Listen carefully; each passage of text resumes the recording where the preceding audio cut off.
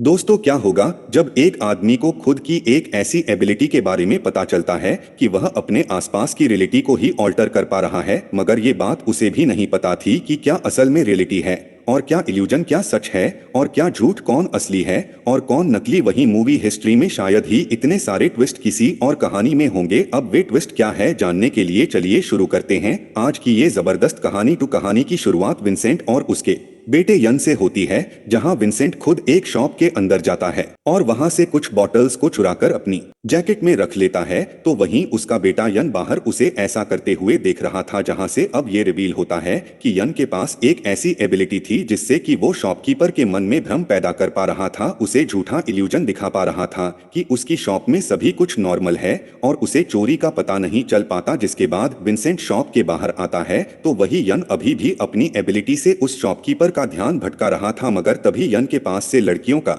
एक ग्रुप निकलता है जो कि यन को ऐसे शॉप के अंदर घूरते देख अब उसे सनकी कहती है और यहाँ से अब यन का ध्यान भटक जाता है। और ऐसा होते ही अब उस लेडी को पता चल चुका था कि उसकी शॉप से कुछ बॉटल्स चोरी हो गई हैं और इसीलिए अब वो हथौड़ा लेकर विंसेंट की गाड़ी के सामने आ जाती है। तो जल्दबाजी में सब कुछ संभालने के लिए यन जल्दी जल्दी में उस लेडी के मन में एक और भ्रम पैदा करता है, जिसमें कि उस औरत को यन के पास एक गन दिखाई दे रही होती है और वो कहता है कि वो चुपचाप अंदर चली जाए वरना वो उसे गोली मार देगा। हालांकि वो लेडी उससे डरती नहीं है और उसके पास जाने लगती है, जहां से यन घबराकर उस लेडी को इल्यूजन में ही गोली मार देता है और वो औरत वहीं पर गिर भी जाती है। हालांकि था तो ये सिर्फ एक इल्यूजन ही। तो वहीं विंसेंट अब यन पर गुस्सा करता है और वो कहता है कि सिर्फ कुछ बॉटल्स को चोरी करने के लिए यन को गन का इल्यूजन नहीं बनाना चाहिए था, क्योंकि अब यहाँ से पुलिस आ जाएगी। तो जल्दी से दोनों अब वहां से कार लेकर भागने लग जाते हैं। तो वहीं अब तक शो के पास पुलिस आ चुकी होती है और वे देख पाते हैं कि शॉपकीपर जमीन पर पड़ी हुई है जो कि कही जा रही थी और उसे किसी ने गोली मार दी है, मगर वो तो बिल्कुल ठीक थी। सो अब पुलिस विंसेंट की गाड़ी का पीछा करने लगती है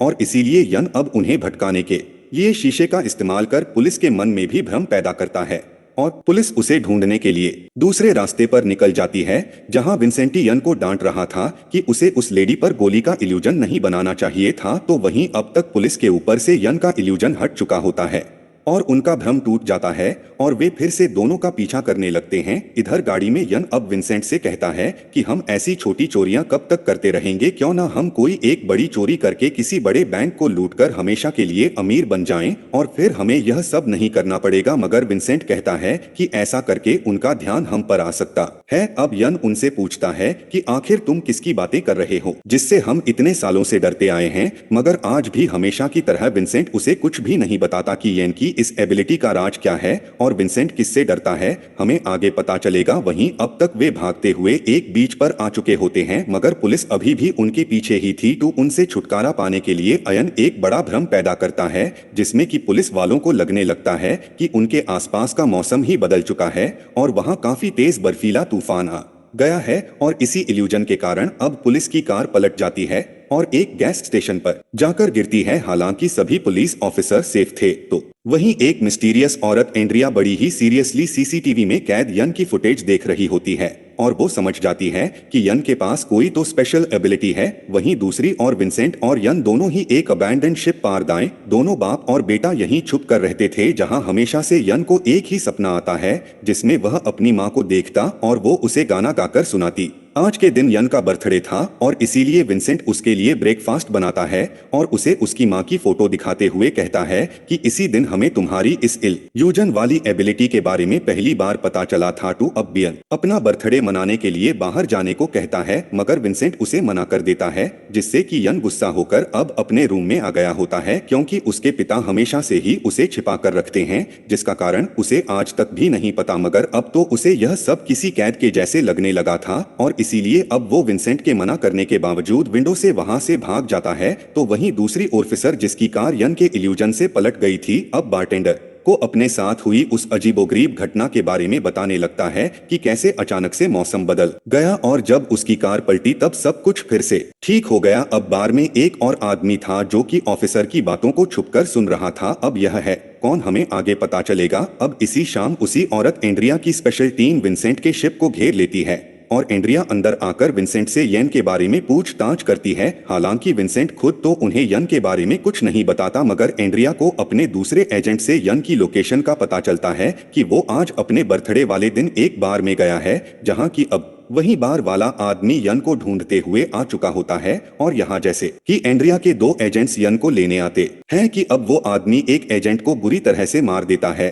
और उसके रेडियो से एंड्रिया को बताने लगता है कि अब वो यहाँ आ चुका है, यन से वे दूर ही रहे। अब यह सुनने के बाद तो एंड्रिया अपने सभी एजेंट्स को ऑर्डर देती है कि उन्हें सबसे पहले परसीवर को पकड़ना होगा। और यहाँ से रिवील होता है कि दरअसल इस आदमी को परसीवर कहा जाता है और उसके पास भी सेम यन के जैसे ही एबिलिटीज हैं। इसीलिए एंड्रिया उसको पकड़ने की कोशिश कर रही होती है, जिससे कि अब बार में हर तरफ अफरा तफरी मैच जाती है, क्योंकि एंड्रिया के एजेंट्स पर सीवर से लड़ रहे होते हैं और परसीवर अब उन्हें इल्यूजन में फंसा एक एक कर मारने लगता है। मगर अब जब परसीवर यन को कुछ भी बताने जा ही रहा था कि तभी पीछे से कुछ एजेंट्स परसीवर के सिर पर हेलमेट लगा देते हैं ताकि वो अपनी इल्यूजन वाली एबिलिटीज का इस्तेमाल ना कर पाए। जहां यन को एंड्रिया के लोग अपने साथ ले जा रहे होते हैं और उन एजेंट्स के साथ एक लड़की एस्टर भी होती है। अब एस्टर आगे कहानी में बहुत इंपॉर्टेंट होने वाली है, सो इसे याद रखिएगा। वहीं दूसरी ओर परसीवर अभी भी बाकी एजेंट्स के काबू में नहीं आ रहा था, क्योंकि वो काफी ट्रेंड फाइटर था और इसीलिए अब वो आखिरकार अपना हेलमेट भी उतार वहां से निकल जाता है और येन को फिर से ढूंढने लगता है। हालांकि इनको एजेंसी वाले ले जा चुके थे और वे अब उसे वैन में बिठाते हैं और उसकी भी एबिलिटीज को रोकने के लिए उसे वही हेलमेट पहना देते हैं, जहां से वे उसका ब्लड सैंपल लेते हैं। तो वहीं अब तक अंदर से परसीवर बाहर आ चुका था और एड्रियन की वैन को देख, जिसमें कि यन भी था। अब उसे रोकने के लिए परसीवर एक बड़े ट्रक का कार से एक्सीडेंट का इल्यूजन क्रिएट करता है ताकि उनकी वैन रुक जाए, मगर एंड्रिया अपने आदमी को वैन ना रोकने को कहती है, क्योंकि वो पहले से जान रही होती है कि ये सब परसीवर का बनाया हुआ एक भ्रम है। और ऐसा था भी, सो वे फाइनली अब यन को अपनी एजेंसी में ही ले आए थे, जहां से एंड्रिया अब यन को सारी सच्चाई बताना शुरू कर देती है कि दरअसल यन के जैसे ही दुनिया में और भी कई लोग हैं जो कि ऐसे ही इल्यूजन्स क्रिएट कर सकते हैं और कुछ के पास तो इससे भी ज्यादा एबिलिटीज हैं जो कि इसी का फायदा उठा हर एक चीज को कंट्रोल करते हैं, जैसे कि सरकार किसकी होगी, कौन से कानून बनेंगे। और आम लोगों को इस बारे में कुछ भी पता नहीं होता है, वे सब भ्रम के साथ में जी रहे हैं। उन्हें पता ही नहीं है कि डेमोक्रेसी तो सिर्फ एक धोखा है और उसे तो सिर्फ चंद लोगों द्वारा कंट्रोल किया जा रहा है। सो एंड्रिया की एजेंसी अब उन लोगों से लड़ उन्हें मारना चाहती है ताकि लोगों के पास अपनी फ्री विल हो और इसीलिए एंड्रिया अब यन को अपने पास लाई है ताकि यन उनके मकसद में मदद करे। और उन्होंने यन का खून इसीलिए लिया था ताकि इस पर एक्सपेरिमेंट करके वे एक एंटीडोट बना सके, जिसके बाद दुनिया में कभी भी किसी के पास ऐसी एबिलिटीज होंगी ही नहीं। तो वहीं परसीवर चाहता था कि यन उससे जुड़ जाए और वे दुनिया को अपने कंट्रोल में रखना जारी रखें, जहां सब कुछ उनके मन मुताबिक हो। टू यन को एंड्रिया का साथ ही देना चाहिए। वही वो यन से पूछती है कि तुम्हारे अंदर कौन सी एबिलिटी है, जहां यन उसे बता देता है कि मैं किसी भी चीज का इल्यूजन क्रिएट कर सकता हूं, मगर उसमें सिर्फ आर्टिफिशियल चीजें ही होती हैं, मैं किसी भी इंसान का इल्यूजन नहीं बना पाता। लेकिन अब एंड्रिया उसे बताती है कि तुम्हारी पावर्स तुम्हारे स्ट्रांग इमोशन से कंट्रोल होती हैं और अब वो उसे एक बड़ा इल्यूजन बनाने को कहती है,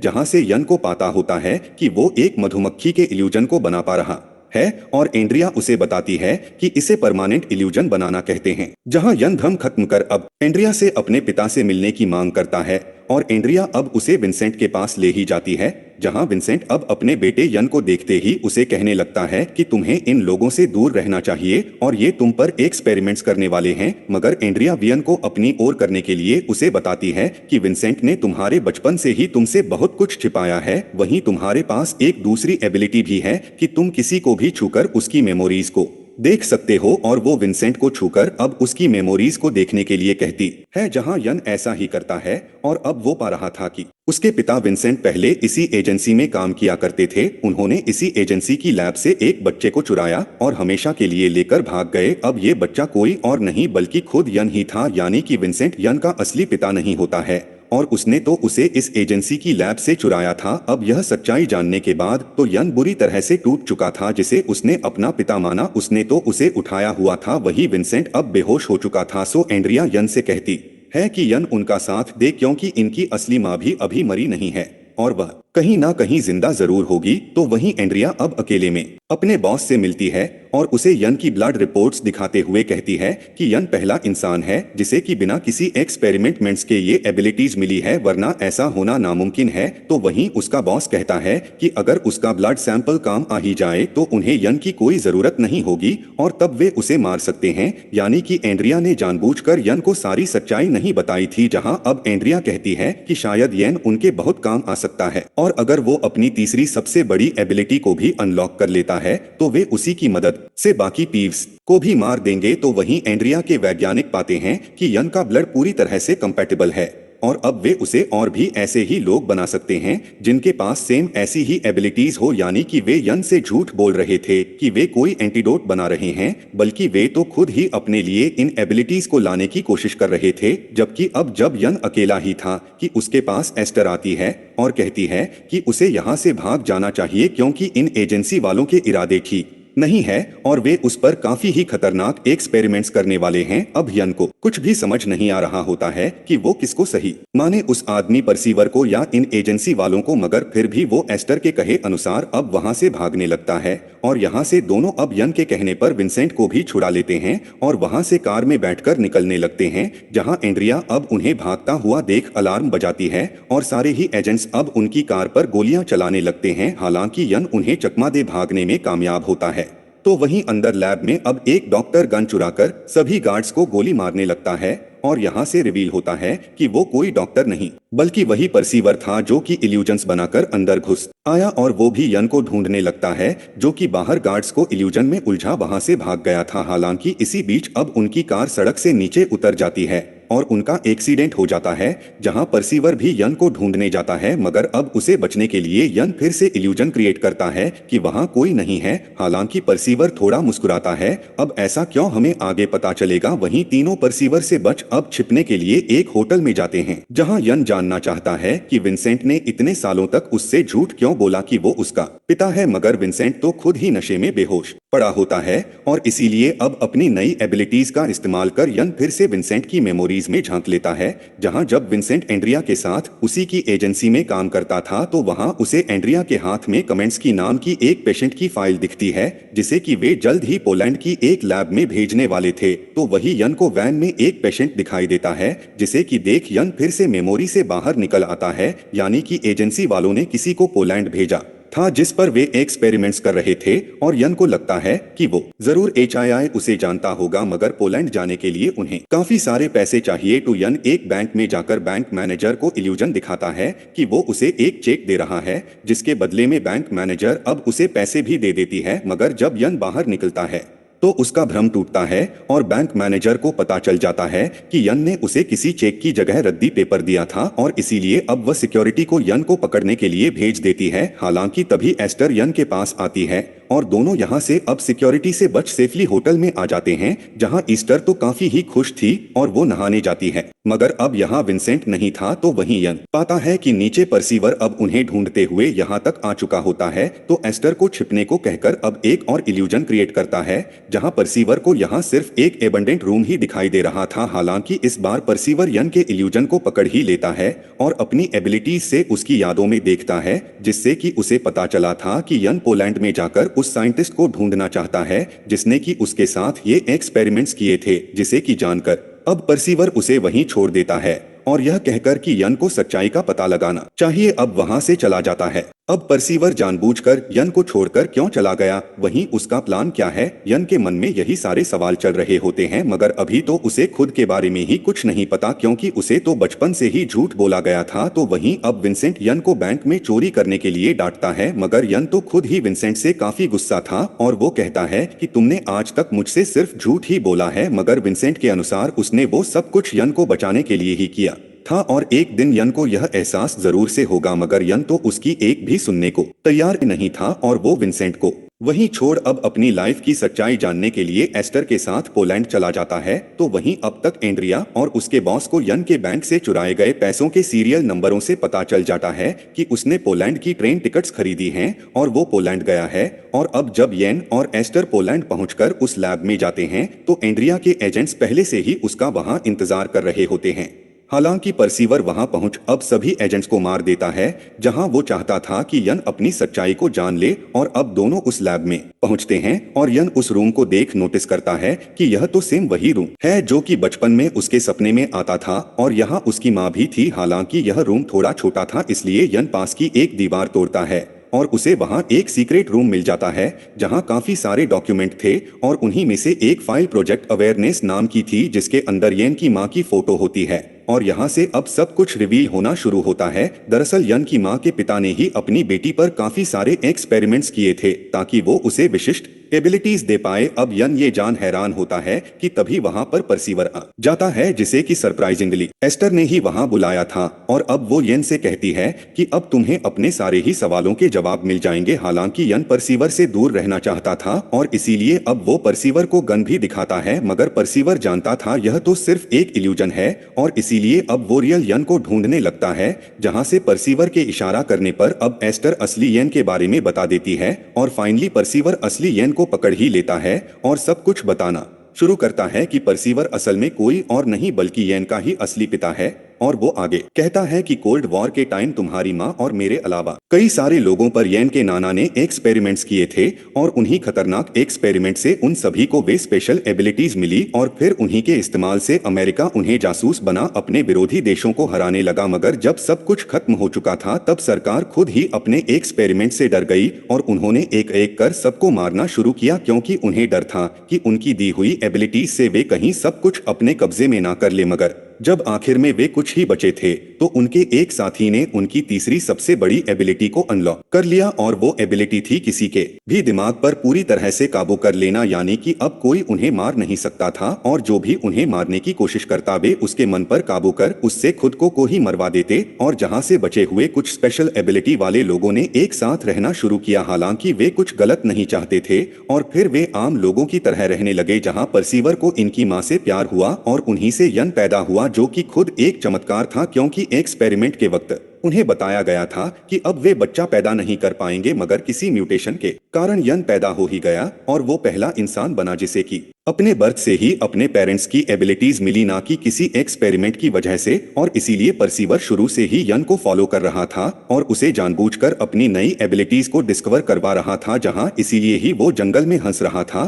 और उसे ऑलरेडी पता था कि यन उसे इल्यूजन दिखा रहा है। इसीलिए उसने होटल में उसे जाने दिया ताकि वह सारी सच्चाई खुद से जान ले और आखिर में अपने पिता परसीवर का ही साथ दे ताकि दोनों मिलकर इस बार सच में ही दुनिया को अपने काबू में रखें और एंड्रिया की एजेंसी को ही जड़ से खत्म कर दे जिसके की बाद उन कोई खतरा नहीं होगा। अब यन सारी ही सच्चाई जानने के बाद क्या करेगा वही कहानी में इसे भी बड़े बड़े ट्विस्ट आना तो अभी बाकी है। अब वे क्या होंगे जानने के लिए देखिए इसका दूसरा और आखिरी पार्ट जो कि चैनल पर ऑलरेडी अपलोडेड है। Thank you.